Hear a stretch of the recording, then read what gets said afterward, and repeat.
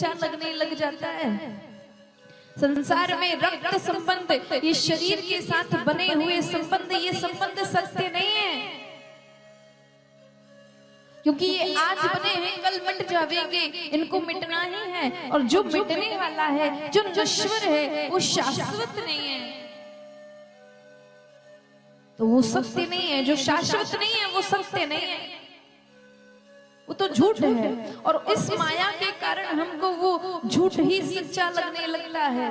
कोई हमसे प्रेम से दो बातें कर दे, अपना स्वार्थ सिद्ध करने के लिए मीठी मीठी बातें बोल दे, हमको लगने लगता है कि संसार में सबसे सच्चा व्यक्ति और सबसे अधिक प्रेम करने वाला हमें यही है, जबकि वो सत्य नहीं है। क्योंकि संसार में मनुष्य का जो प्रेम है ना, वो अपनी अपनी आवश्यकताओं के अनुसार बदलता रहता है, और जो बदल जाए वो शाश्वत नहीं है, वो सत्य नहीं है। सत्य कभी नहीं बदलता, सत्य जो है था वो रहेगा, जो बदल जाए वो सत्य नहीं है। उस माया के कारण हम सभी को ये संसार सत्य लगता है, जबकि सत्य है नहीं। इस संसार में मैं आया, मैंने ये किया, मैंने वो किया। क्या किया आपने? इस संसार में आकर जन्म लिया। अरे जन्म तो करोड़ों लोग ले लिए, अरबों लोग जन्म लेकर इस संसार में बैठे। व्यक्ति को अपने जन्म का ही अहंकार हो जाता है महाराज, जन्म का ही मान है, जन्म का ही अभिमान है। आज मेरा जन्मदिन है, कितने प्रसन्न होते हैं ना, आज मेरा जन्मदिन है, आज मेरा जन्म हुआ था। तो जन्म हुआ था तो कोई बड़ी बात नहीं है, सबका जन्म होता है। आज मेरी शादी की सालगिरह है, कितना अभिमान हो जाता है, कितना मान हो जाता है, खुश हो जाता है, सारी दुनिया भूल जाते है, कोई बड़ी बात नहीं है। सबकी शादी होती है, सबकी सालगिरह होती है।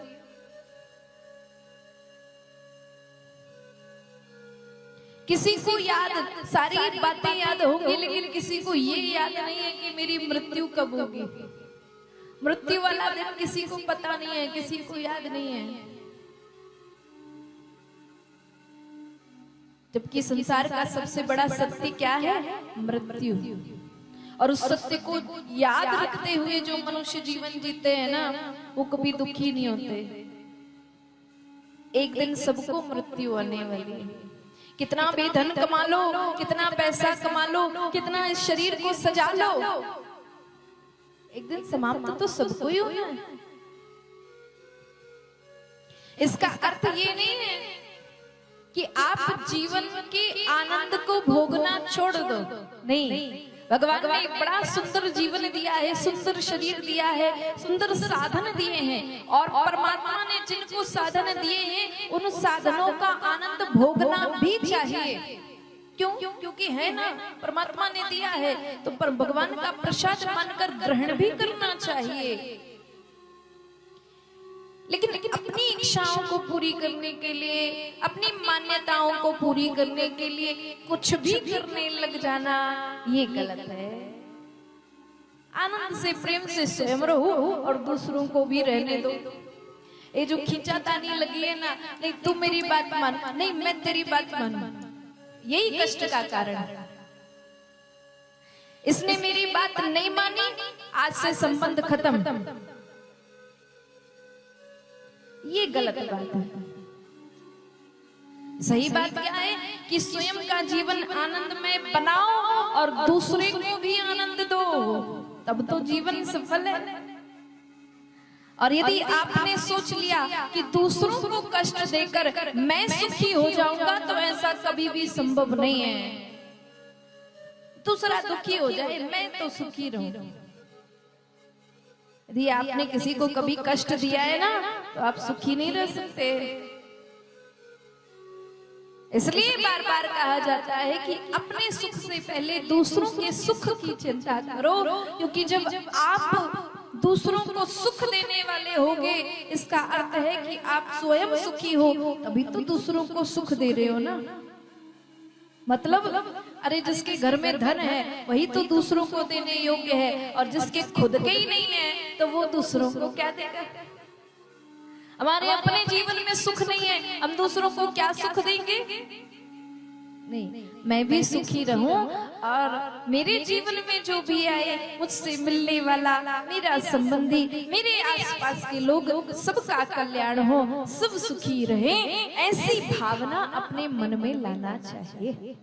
यही भावना शुद्ध है, यही सत्य है, यही सात्विक है। सत्य को धारण करने का मतलब ये नहीं है कि संसार को छोड़ दो, अपने से छोटों को, अपने से कम वालों को कम आंको, उनका अपमान करो, स्वयं अभिमान करो, मैं बड़ा, मैं ज्ञानी, ऐसा नहीं। मैं यदि सुखी हूं तो मेरे संपर्क में आने वाले व्यक्ति भी सुखी हो, रोग मुक्त हो, दुख मुक्त हो, ऐसा भाव अपने मन में रखना चाहिए। आज भगवान अपने साथ में सभी भक्तों को आनंद प्राप्त कराने का विचार कर रहे हैं। योग माया को आदेश किया कि ऐसा करो। माया का कार्य क्या है? भगवान के चरणों की दासी है। भगवान आदेश करते हैं कि संसार में जो भी मनुष्य जन्म लेता है उसको क्या करो, जन्म से लेकर मृत्यु तक माया में लगाकर रखो, अर्थात संसार में लगाकर रखो। उसका मन संसार में लग जाए, क्योंकि यदि संसार में मन नहीं लगेगा तो रहना मुश्किल हो जाएगा। उसको संसार में लगा के रखो। लेकिन आज भगवान क्या कह रहे हैं? माया को आदेश दिया कि हे योग माया, इस ब्रजमंडल में जितने गोप गोपिकाएं हैं सबको मेरी ओर आकर्षित करो।